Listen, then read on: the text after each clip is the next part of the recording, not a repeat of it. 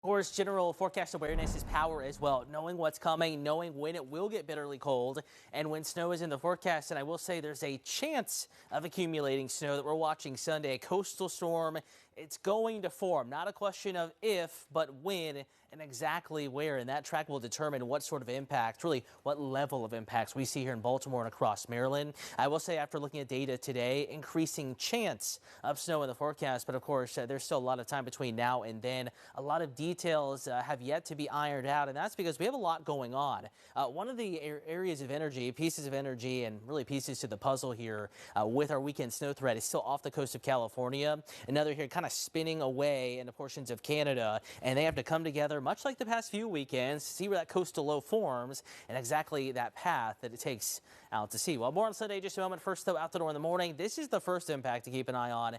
Good visibility right now. We're not seeing any dense fog, but forecasting dense fog to develop in many areas late tonight into tomorrow morning. So I think we're getting a later start to the fog, but very possible tomorrow morning could be just as gloomy as it was this morning, as it was yesterday morning. So something to certainly keep an eye on. Temperatures, though, above freezing. So we're not worried about any freezing fog, not worried about any slick spots. 39 in Baltimore, 39 Cambridge, 37 Elkton, Howard County, back in Montgomery County, and the D.C. area, College Park, most between 37 and 39 degrees. So not too terribly cold of a start. Warmer actually than average, but temperatures are stuck there through the day. Upper 30s and lower 40s. Fog will lift heading into mid-morning, replaced immediately by thick clouds, so no sun tomorrow, and then rain showers building back in between maybe 1 and 3 p.m. in Baltimore. Now, if you're watching from the mountains or closer to the Potomac River, and even earlier start to rain before lunchtime. Same in western Maryland, southern Maryland as well, eastern shore of the metro, and the beaches waiting just a little bit longer for that rain to arrive.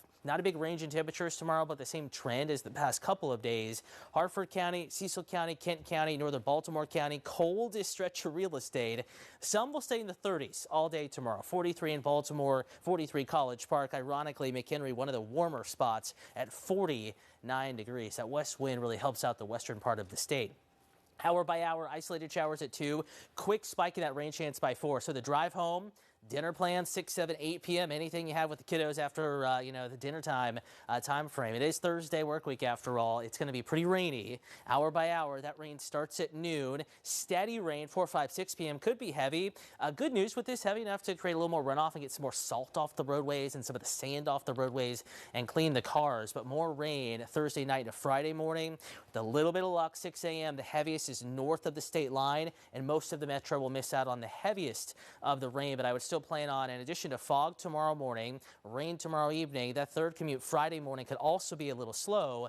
And then Saturday, a break. Obviously, pick day of the weekend. We're watching our coastal low on Sunday, developing just offshore, ramping up quickly, but that track will determine when we switch from rain to snow and how much snow may fall. Good news, though, Rick, this go around, not bitterly cold behind the system. We'll keep you updated. Yeah, much different. We'll take that, Cutter. Thank you. Well, today